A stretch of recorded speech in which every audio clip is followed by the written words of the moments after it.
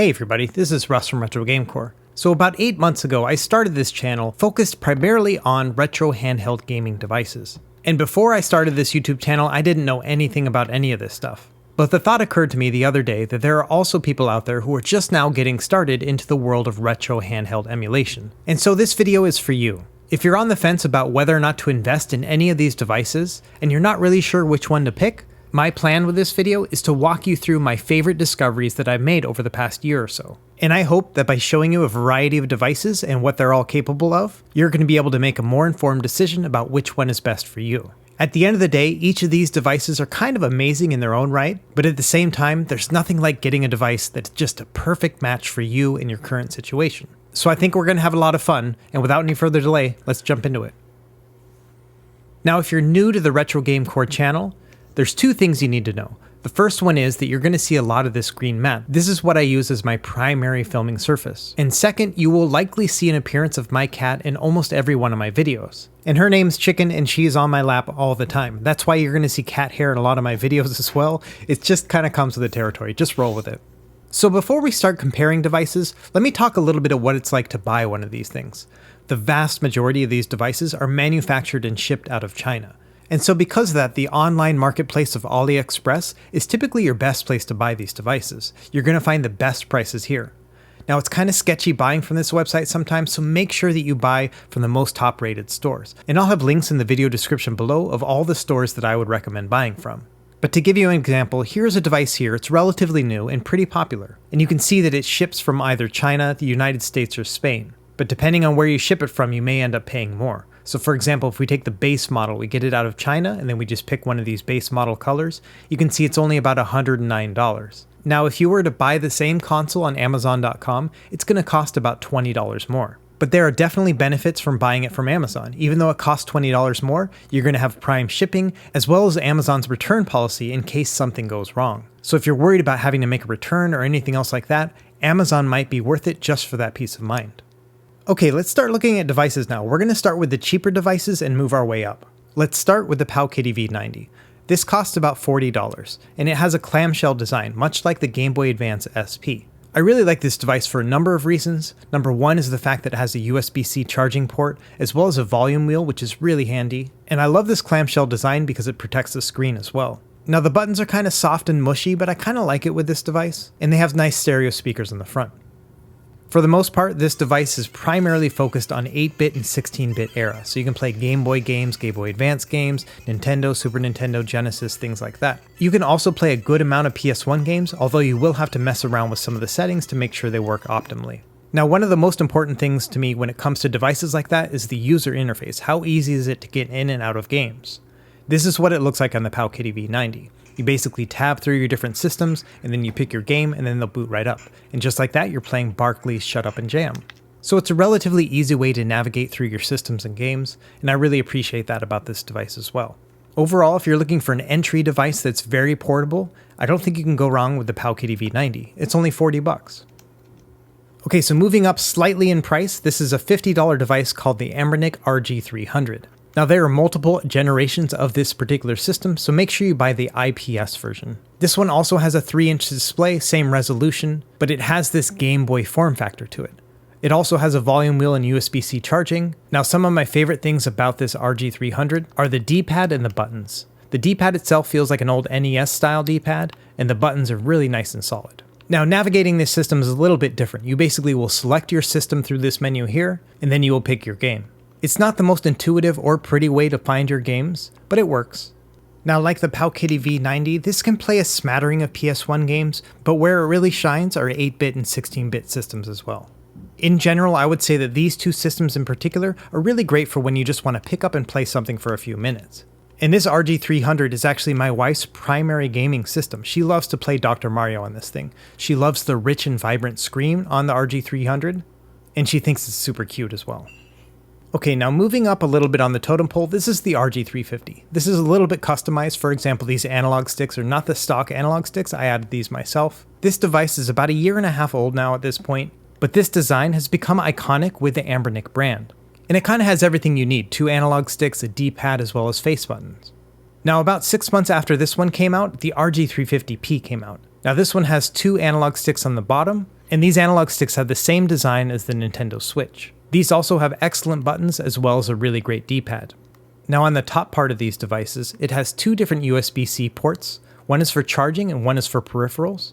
And it also has an HDMI output. It doesn't work really well, but if you really wanted to play this on a TV, you could. Now I'm not a huge fan of the menu on this one either. It's the same kind of setup as that RG300. You navigate to your system, and then you have to scroll down to find your games.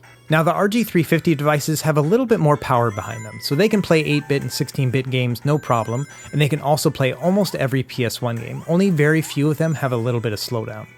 I mean, at the end of the day, if you're really only looking to play PS1 games and below, this is going to be a really great device for you.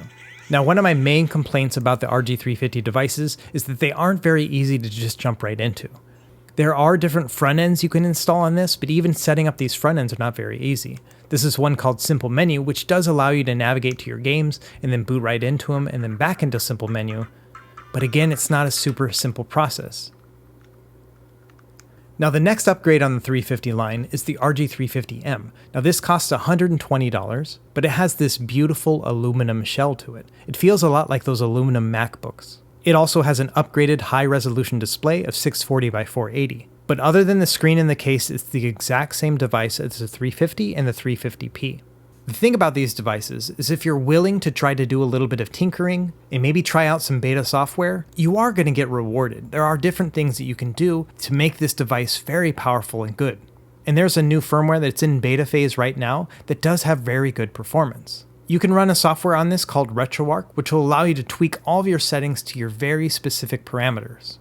And this screen is just beautiful. It really shines when it comes to PS1 games in particular. There's a huge community who loves the RG350M, and I don't blame them. This is a beautiful device. Now there's one more device that uses the same processor that I want to talk about. This is the RG280V. This one is $70 and has a little bit smaller of a display. It's 2.8 inches. And as you can see, it's really cute and small and has a really fun form factor. Now it has no analog sticks, so it's going to be hard to play any games that require that. But in general, it's just fine when you're playing like an old console game. One thing with this system in particular, even though it's super cute and it's kind of fun to have around, it does get uncomfortable to play over time. I just don't think it's a very ergonomic setup. But man, it's small and it's cute. People love this thing. You can see how the size compares here to the 350p. So yeah, if you really like the look of this thing and you just want to play PS1 and below games, the Anbernic 280V is a good choice. Okay, so here's a really unique device. This one's called the PocketGo S30 and it costs $60.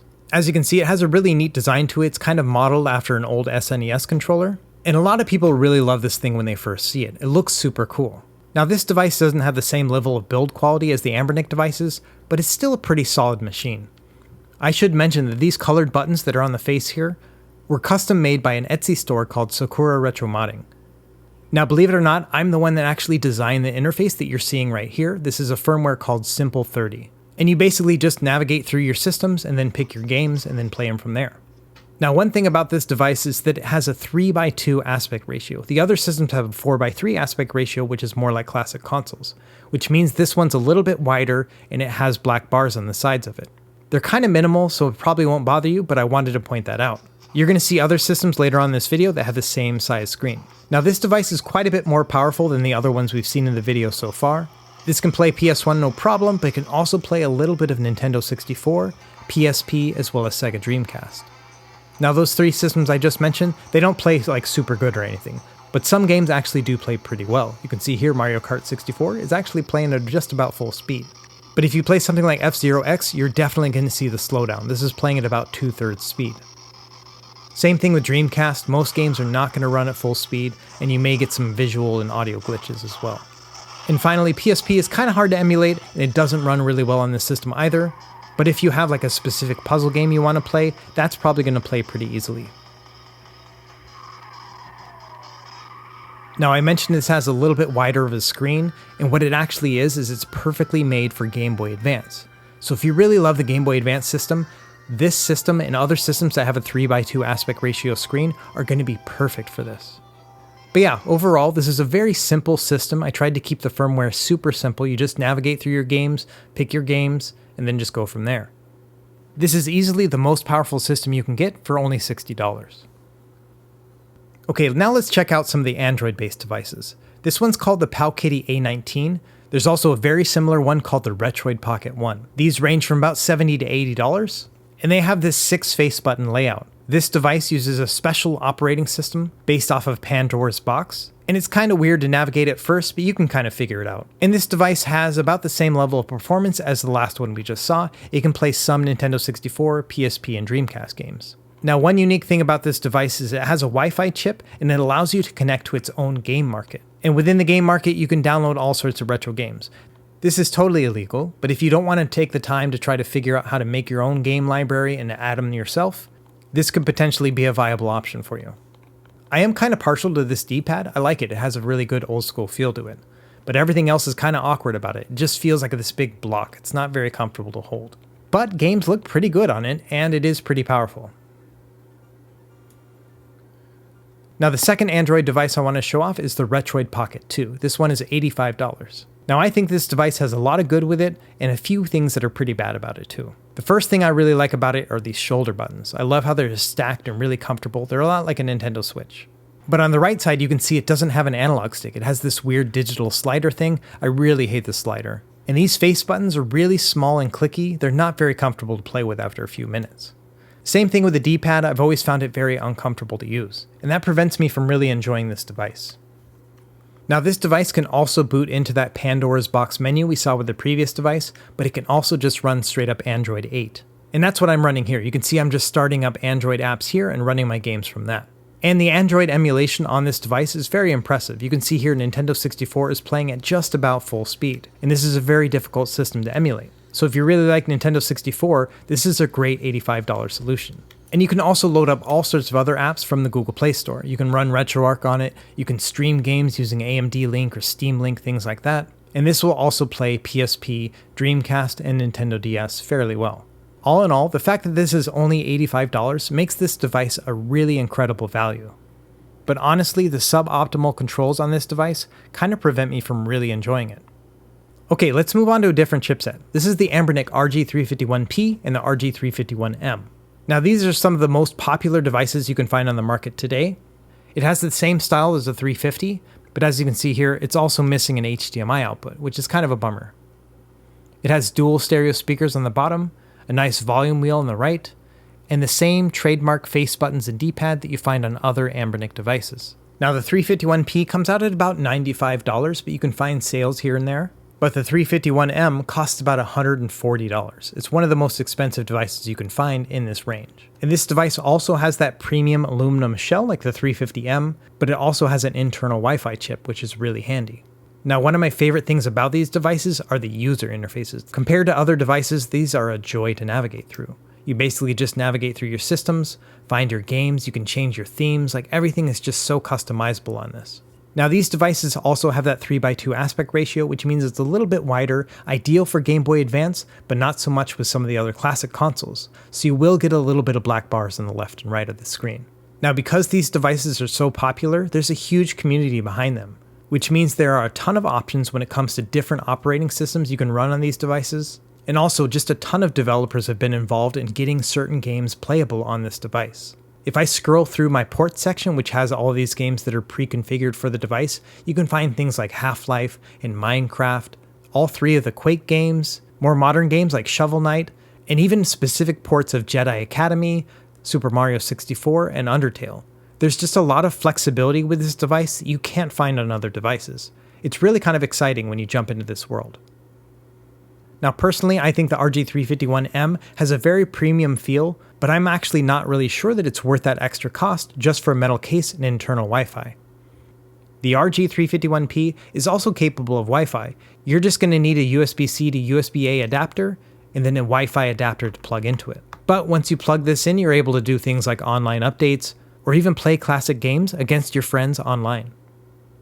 Now, the most recent Anbernic release is this one here, the RG351V. This has the exact same processor as the other 351 devices, but with this original Game Boy form factor here. And a lot of people really love this for nostalgic reasons, but personally I love this device because it has a beautiful 640 by 480 display.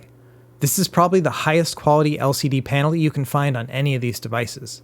And it has the original 4:3 aspect ratio, which means it's going to scale perfectly for Nintendo, Super Nintendo, PS1, things like that.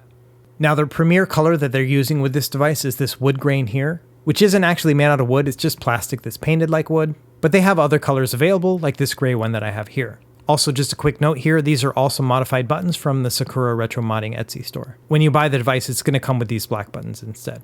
Now, navigating through this device is also very simple. You just pick your system, pick your game, and then just move on from there. And there's a variety of different themes and settings that you can set for this device to really personalize it.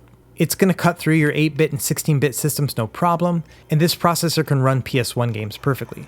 Personally, I think that PS1 games, especially role-playing games, are perfect for the RG351V because of that 4:3 aspect ratio screen. Now this device can also play Dreamcast fairly well, definitely not perfectly, and it can also play PSP, Nintendo 64, and Nintendo DS to varying degrees of success. Now Anbernic is not the only company that uses this exact same processor. This one here is the PowKiddy RGB10. Now this one's been heavily modified, it has a new custom built case on it, and I've added a PS Vita analog stick. But as you see here, the RGB10 is actually quite a bit smaller than the RG350P. And it might not look like that on camera, but when you have it in the hands, it feels so much more pocketable and fun to play with. This one only has one analog stick, but all the same, I really love this one just as much as my 351P. And this also can take advantage of all the different custom firmware and everything else that's available for the 351P devices. Now, if you're getting on in the years and you're having a hard time looking at a 3.5-inch display, the ODROID Go Super might be a good choice for you. This has the exact same processor as those other devices, but it has this beautiful big 5-inch display. Now, I've made some modifications to this device as well. All these red accents I put in myself, as well as these two Vita analog sticks. And I have videos on my channel that show you how I did all of that stuff. The ODROID Go Super in particular is really a tinkerer's kind of toy. This device is really made with a developer in mind, or people who really don't mind experimenting with their device. You can see here I also installed a heatsink on this device so it doesn't overheat. And these are all just very simple and basic mods, which you can find here on this channel. In general, I really love this 16:9 5-inch display. It's very rich and vibrant, and it's the perfect aspect ratio for playing PSP games. Now granted, PSP games don't run perfectly on any of these devices, but they are just beautiful to look at. Now that being said, when you play a 4:3 game on a 16:9 display, you have very wide bezels, and you can cover them up with overlays like this, but at the same time, you really don't get to take advantage of the large screen on this device. But one of the advantages of having this device, which is very developer-centric, is there are lots of cool things you can do with it. For example, there's a Super Mario 64 port that plays in widescreen that is just beautiful. This is by far the best way you can play Super Mario 64 on any device in the world. And because all these operating systems reside on the SD card, it's very simple to just pop out your SD card and start up a new operating system. For example, here's Lineage OS, which is a version of Android running on the device. All I had to do was change out the SD card. So if I take a USB Wi-Fi adapter and plug it into my device, all of a sudden I have a very powerful and capable Android device. This will allow me to play things like Steam Link and stream games from my computer onto this device. It's super handy. That's quite a lot of value for only 90 bucks. Okay, wrapping it up here, a lot of people ask me what is my favorite retro handheld device. And, drum roll please, it is the RG351P. This device is just a lot of fun to use. It has a really great interface, it has wonderful controls, and there is a huge community behind it. It seems like every day there's a new surprise that has been unlocked for this device. And for under $100, I don't think this one can be beat. Now if you're willing to shell out maybe another $20, the RG351V is also a viable option. I think this one has the best display that you can find on any of these retro devices. And although I'm not a big fan of this vertical form factor, it has been growing on me for the past month or so. So yeah, in the end, I think that between these two devices, you can't go wrong. Hands down, the RG351P is the best device you can buy for under $100. And if you're willing to spend a little bit more, the 351V is also a great option. Now, if you want a really premium experience, I think the 351M is also a good option. My personal take is that compared to these other two plastic devices, the upgrades on the 351M is not worth the upgraded price. But that's just me. Alright everyone, that's it for this video. I hope it was informative for you, and I hope that you enjoyed watching it. At the end of the day, I don't think you can go wrong with any of these devices, but I hope that I've made your choice just a little bit easier. Now, one point I do want to make is that this retro handheld community changes in the blink of the eye. And even though it seems like there are new devices coming out every week at this point, I still think that any of these devices are totally worth your consideration, and I hope I've narrowed it down a little bit for you as well. In summary, the 351P, great option, 351V, also a great option, and the ODROID Go Super is a great option if you got bad eyes. Alright everyone, that's it for this video. Be sure to like and subscribe if you found this helpful, and we will see you next time. Happy gaming.